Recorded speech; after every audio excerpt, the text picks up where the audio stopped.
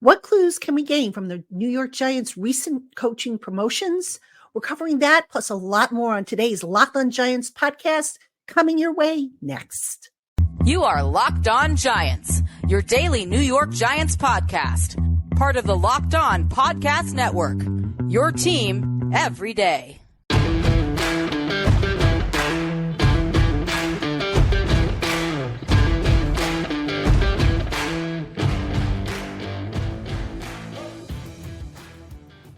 This episode of the Locked On Giants podcast is brought to you by Prize Picks, the easiest and most exciting way to play daily fantasy sports. Go to prizepicks.com/LockedOnNFL and use the promo code LockedOnNFL, written in all lowercase letters, for a first deposit match up to $100. Hello, New York Giant fans, and welcome to another edition of the Locked On Giants podcast, part of the Locked On Podcast family, your team every day. My name is Patricia Traina, a credentialed member of the New York Giants media for Locked On, and of course for Giants Country over at the Fan Nation Network. And a big welcome in to my Blue Crew community members, my everydayers, my newcomers, and everybody in between. You are all appreciated and loved by yours truly. So thank you for making us your first listen of the day, or if you watch on YouTube, your first watch of the day. And on today's Locked On Giants podcast, well, here we are, folks. The Super Bowl is in the books. All the teams are now 0-0 as we get ready for the 2024 league year, which starts next month. And on today's program, we're going to talk a little bit about the recent coaching changes, specifically the promotions that head coach Brian Daboll gave to three members of his staff. What do they potentially mean for this team going forward? And a lot of you also asked me, what exactly does a passing game coordinator do? What does an assistant head coach do? So I'm going to try and answer all that for you on today's podcast. Also on today's podcast, the New York Post put forth a solution to the Saquon Barkley upcoming contract negotiations. And it was an interesting solution. I want to talk a little bit about that. There was one side of that whole proposal that the Post put forward that wasn't touched upon. So I want to talk about that and just kind of figure out if that's the best way for the Giants to go when it comes to Saquon Barkley. So that'll be segment 2. And then in segment 3, kind of keeping along the lines of that Saquon Barkley story, should the Giants trade up to get a quarterback? And I mentioned that because there was a report on NFL.com. The NFL.com insiders say that the Giants are a team to potentially watch for to trade up to get a quarterback, a top quarterback in this draft class. And they explain why and whatnot. And I'm going to talk about that as well. So that is our agenda on today's Locked On Giants podcast. Again, happy to have you with us. Let's jump into it. All right, let's talk about the coaching changes. Now, while we were all like engulfed in Super Bowl mania, head coach Brian Daboll went and he filled out the rest of his staff. And there were 3 notable promotions that he made. He promoted Mike Kafka, the offensive coordinator, to assistant head coach. And he promoted defensive backs coach Jerome Henderson to defensive passing game coordinator, and quarterbacks coach Shea Tierney to offensive passing game coordinator. Now, a lot of you immediately wrote to me and said, what exactly does all this mean? So I reached out to get clarification from the Giants as to what the roles will entail. Now, the assistant head coach job is a little bit more, still being defined, but the passing game coordinator roles for the defensive side of the ball, basically what that means is now instead of Jerome Henderson being told what the plan is for the cornerbacks and the coverage and all that stuff, he's going to have more of a say in that. So, for example, do they play shadow corner? Do they play 8 yards back off of a receiver? Do they play closer to the line of scrimmage? How do they approach it? So Henderson is going to have more of a say in that matter, as opposed to, just being told by the defensive coordinator, this is what we're going to do. Now just go out and teach it, make sure these guys, perfect it during the week of practice. So there's going to be a collaborative effort, but Henderson's going to have a little bit more say into how the passing game defense is orchestrated. Same idea with the offensive passing game. All right. You could theoretically say that it's a chunk taken away from Mike Kafka, but not really. It's not really true. Kafka will still, obviously be involved in the game planning, but Shea Tierney, the quarterback's coach, who is a Brian Dable longtime assistant, going back to their days when they were at Alabama, um, he got a chance to become an offensive coordinator at I believe it was, I want to say the Shrine Bowl. I believe it was the Shrine Bowl. It was either the Shrine or the Senior Bowl. But anyway, Tierney got a little taste of being an offensive coordinator. So this is a kind of a promotion for him. And he's going to be able to, have a say in the depth of routes, the types of routes run, how they're going to basically attack the opposing defense with the passing game. So it's not, Kafka as the offensive coordinator will still have a say in that, but Tierney is going to have a little bit more of a say. Now, speaking of Kafka, he was named assistant head coach. That role is still kind of being defined as I understand it, but some of the things to look for with Kafka becoming an assistant head coach is, will he take on some of the game management duties that Dable currently has? For example, when to call a timeout, when to call for a review, that sort of thing. And that's still being worked out. Now, in thinking about this and looking at these promotions, particularly on the offensive side of the ball, I got to thinking, okay, were these just goodwill promotions because, the Giants blocked Kafka from interviewing with Seattle for their offensive coordinator role? Was this just, again, a goodwill gesture to Jerome Henderson, who interviewed for the defensive coordinator role and didn't get it, that going to Shane Bowen? Maybe it's a part of it, but you know what? The Giants under Dable, as far as I know, Dable believes in kind of cross-training his assistant coaches. So in other words, you go back to like last summer and the summer before that, you actually had different guys calling plays during the practices. And the reason for that is they wanted to just get as many of the assistant coaches experience in those areas as possible. So whether it was, okay, one day Jerome Henderson, you call the passing game defense, and the next day maybe Andre Patterson called it. So it's cross training is what it is, and that can't hurt. You never know when somebody leaves, and I think ideally Dable would prefer maybe to promote from within wherever possible. It's not always possible, obviously, but it is part of the development. But I want to speak specifically about the offensive promotions because there could be something a little bit more to that. And that is as follows. Okay. So by kind of alleviating a little of Kafka's deal as offensive coordinator and giving that to Shea Tierney and having Kafka help Dable during game day, that is the presumption at any rate that he will help him during game day.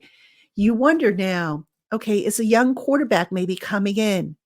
And is Brian Dable going to want to be a little bit more hands-on to where some of the minutia that he normally has to deal with during the course of a game, now maybe Kafka's going to deal with that. All right, it's a possibility. So, I'm not saying that, it's clear cut that that's what's going to happen, but it's something to consider because I have often said, and I will say it again here, that if the Giants are planning to draft a young quarterback, I firmly believe that Brian Dable is going to be much more hands-on in the development of that quarterback once they get him in the building. And if that is the case, then now that becomes a little extra on his plate. So something's got to give. And some of those responsibilities that he has as head coach now maybe fall to Kafka, who, again, he drew some consideration around the league for a head coaching job, didn't get it. I think Seattle was one. I believe Carolina was another this past year. So it's good experience for Kafka, but more importantly, from a bigger perspective and from an organizational perspective, I think it could be a sign that the Giants are maybe looking to, bring in a young quarterback, and Dable is going to take a big, big role in developing that quarterback, especially if you consider that Dable, you can make the case that this is a big year for him. I don't think that he's necessarily going to get fired if the Giants have another bad season, because he'd have to basically lose the locker room and do something really horrible to get fired. But there's no question that the Giants have to start doing better. So that makes this a big year to, if they do draft a quarterback, whether it be in the first round, second round, whatever, get that guy up to speed as quickly as possible. And that's something that Dable, I think, is going to take a big hands-on role in, as well as Kafka, obviously, and Tierney, but Dable more so.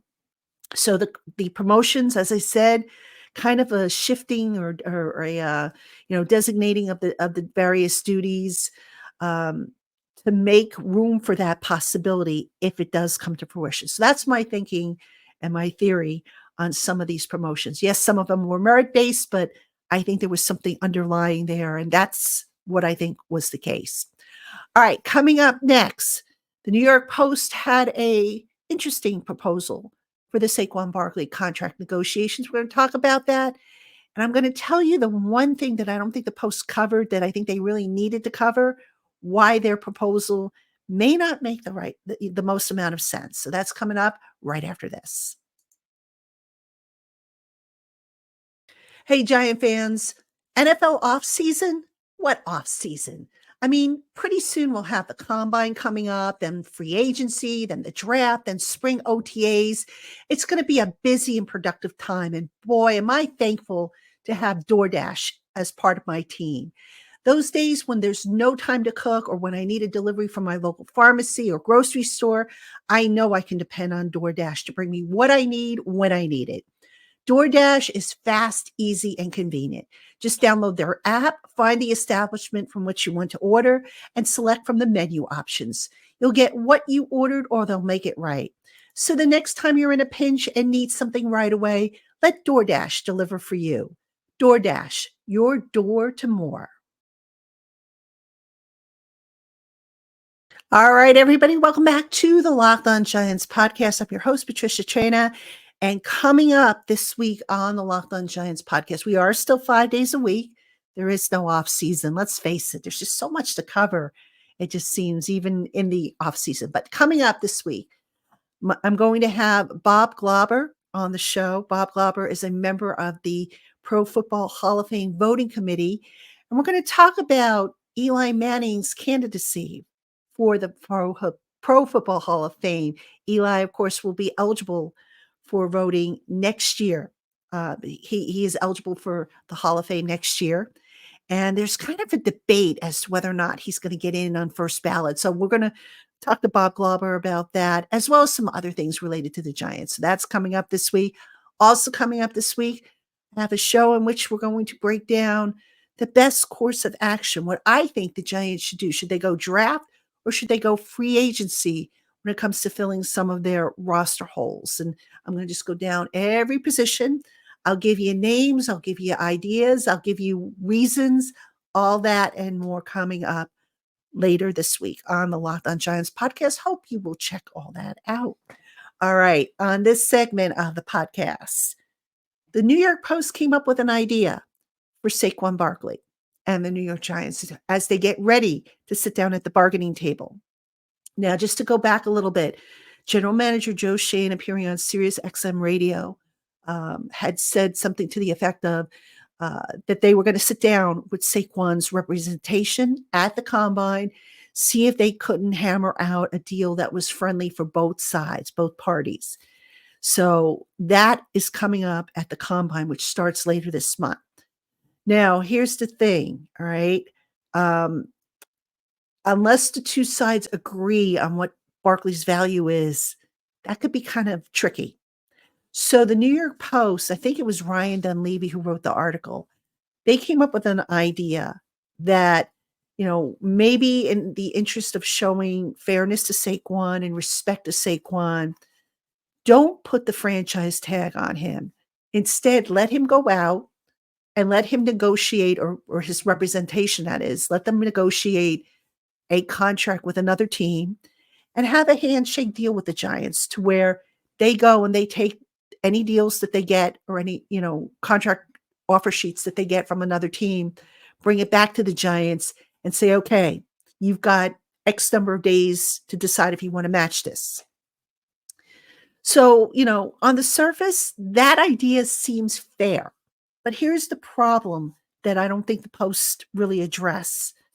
The Giants are in a rebuild. All right. You can say what you want, you can call it however you want. Basically, they took a step back last year. They are in a rebuild. They have a lot of needs.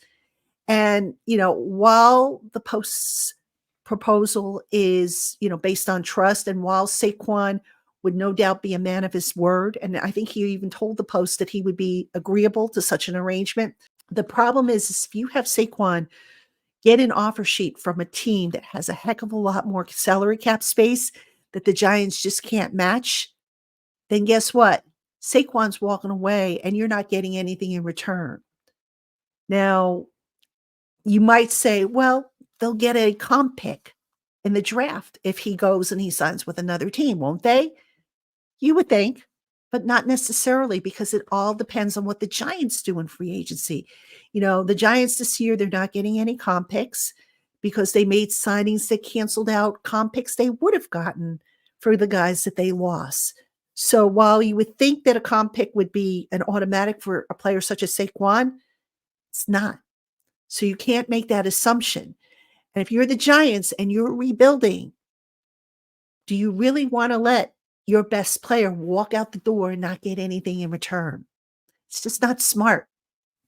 All right. So, that's why, a lot of you say, well, gosh, why are you beating the tag and trade horse to death? That's exactly why, folks, because I believe that if Barkley and the Giants don't strike up a deal during the combine, and I'm hoping that they do, to be honest with you, because quite frankly, I don't want to have to write about it and talk about it all off season. Then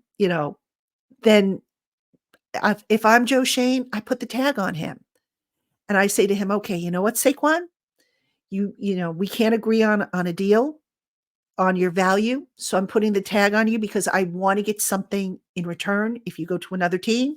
So here's the deal, my friend. You go to another team. You have my permission to go to another team, negotiate a deal.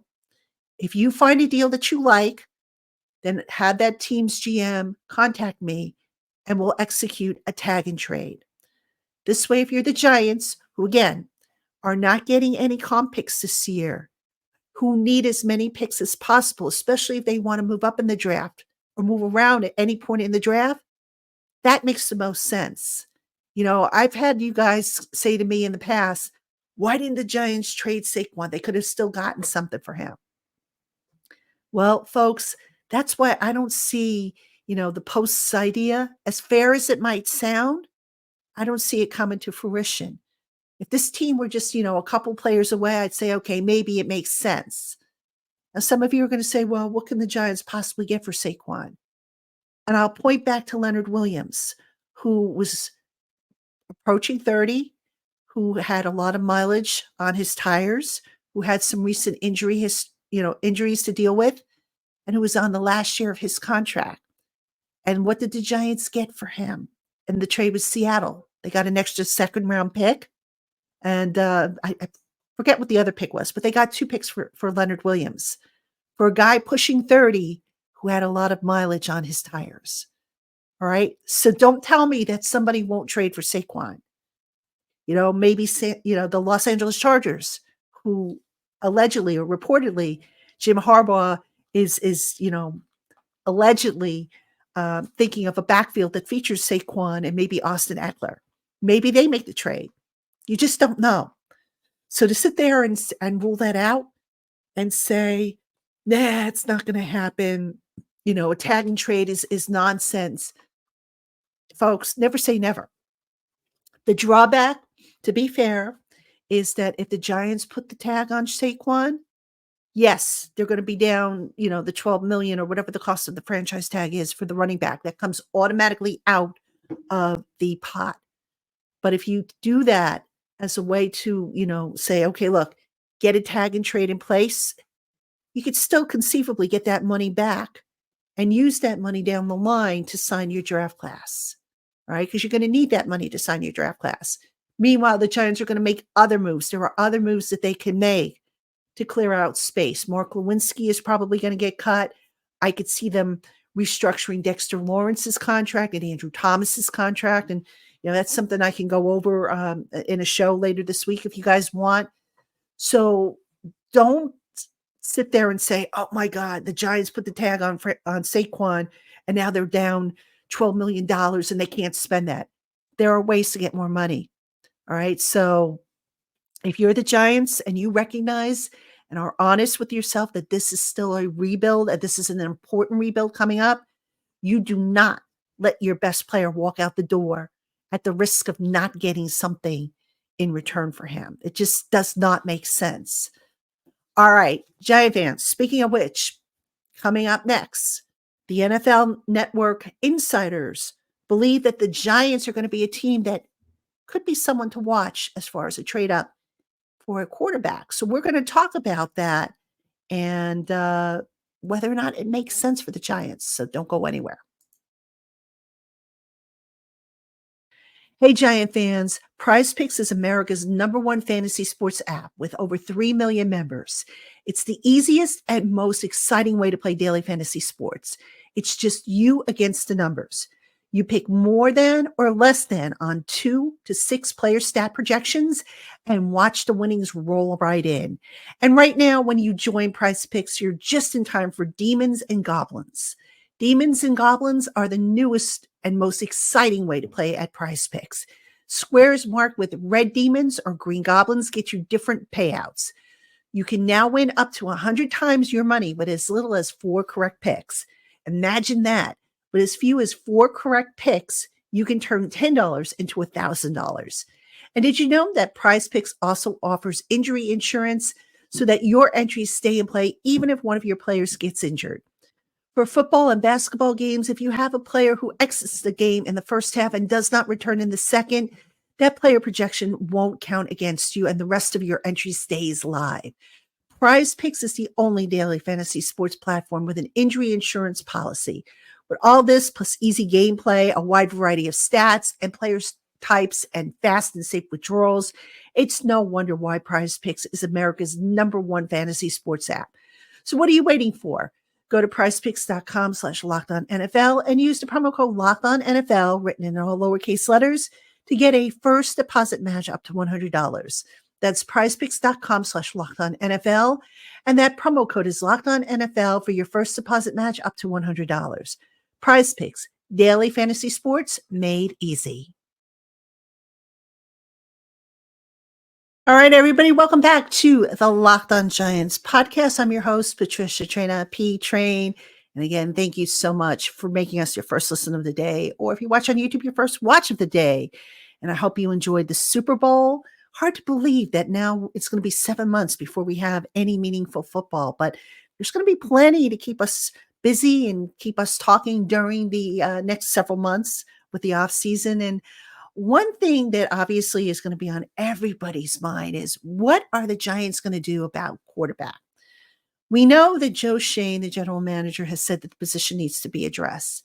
Daniel Jones is coming off an ACL, and Joe Schoen has said that, that while they are optimistic that he will be okay and ready, and while he has also said that the expectation, keyword expectation, is that Daniel Jones will be the starter once he is healthy, you can't assume that anything's automatic.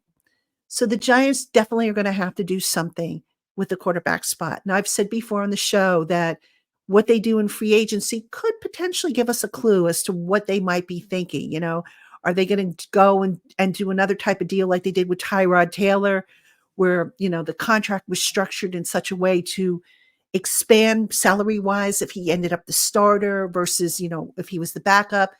But let's talk about the draft here.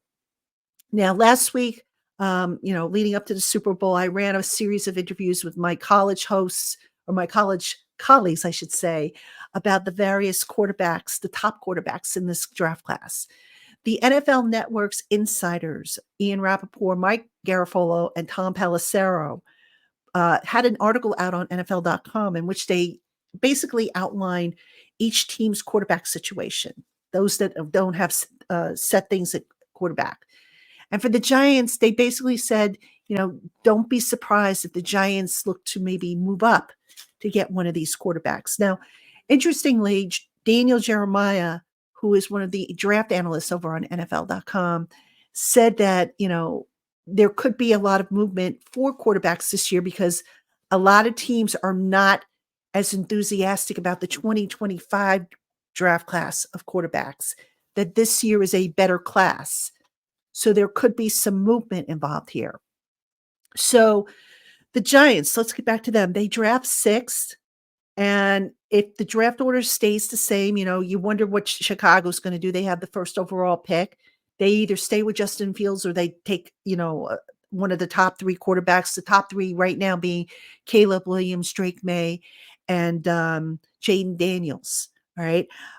So if they stay with Justin Fields, then maybe they take a Marvin Harrison Jr. So then you have Washington and New England, both of whom need quarterbacks. But there's been a report that New England might go the veteran route.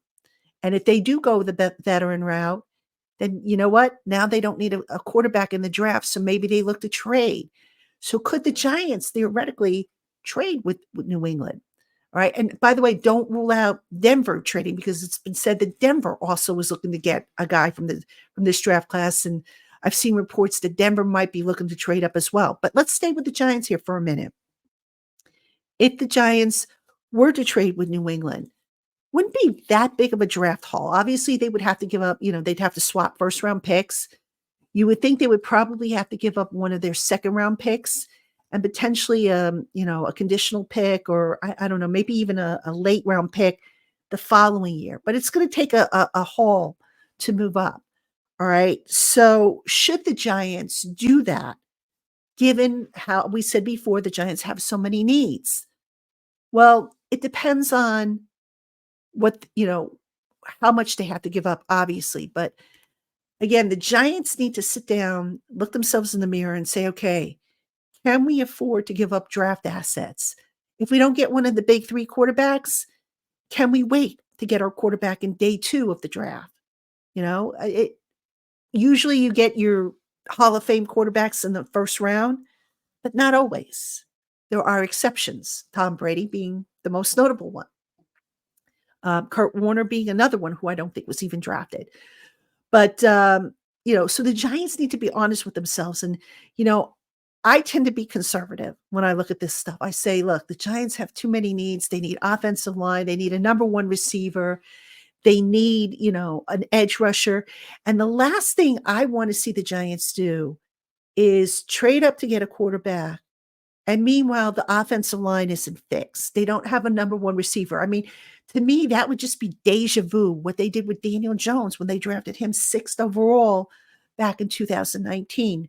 You guys will probably remember Jones came in. The offensive line wasn't very good. The receivers really weren't that good. I mean, the only thing Jones had for going for him was Saquon Barkley in the running game. All right. So my concern with the Giants potentially looking to trade up is they make the same mistake. And then the young quarterback comes in and, oh, guess what? He gets beaten up or, he struggles or whatever. Now, I'd like to think that the Giants are going to address some of those needs. Like, I still believe the Giants are going to address the offensive line in free agency, pick up a guard/tackle that they can plug in wherever they need to. Receiver, if I'm the Giants, I don't know. I would get a receiver in the first round because I think one of those, one of the two outside of Marvin Harrison, the kid from Washington, Rome, Adusty, or Malik Neighbors from LSU should be there by the time the Giants go on the clock. So I would do that to give, a new quarterback, or even if it's going to be Daniel Jones, give him the best possible personnel around him. So I don't know. For me, again, I play conservatively, but Joe Shane, he's making the decisions, and he said before, scared money don't make money, or I think that's the expression. But so I'm kind of curious to see. But the Giants free agency is going to tell us a lot about what they might be looking to do in the draft. The Giants will sit there and say, "Oh, we'll take good players however we can get them, et cetera, et cetera." Okay, maybe so. But you can bet anything that if they get a solid guard, slash tackle in free agency. Mike Awonu, for example, from New England. Will they necessarily draft an offensive tackle or an offensive lineman in the first round? Probably not. Same thing if they pick up an edge rusher somewhere in free agency. Will they worry about drafting one? Probably not. At least not in the first, that first 70, the first 70 picks where they have 4 picks in the first 70. So free agency this year, more than ever, is going to tell us a lot about what the Giants might potentially be thinking. So it's going to be interesting, but right now, a lot of needs for the Giants. Joe Shane has said that they figured out what their needs are. They have a plan. Plans can go astray. We all know that. Sometimes you plan on something and then a curveball gets thrown your way and you have to pivot or go in a different direction. But it's going to be a fun offseason, that's for sure, to see how Joe Shane fixes a roster which vastly underperformed last year. So, all right, Giant fans, that's going to do it for this edition of the Locked On Giants podcast. As always, thank you so much for tuning in, making us your first listen of the day, or if you watch on YouTube, your first watch of the day. Keep it here all week long. We're going to have 4 new shows the rest of the week as we continue our Monday through Friday coverage of your New York Giants. I'm Patricia Traina. We'll see you tomorrow, Giant fans.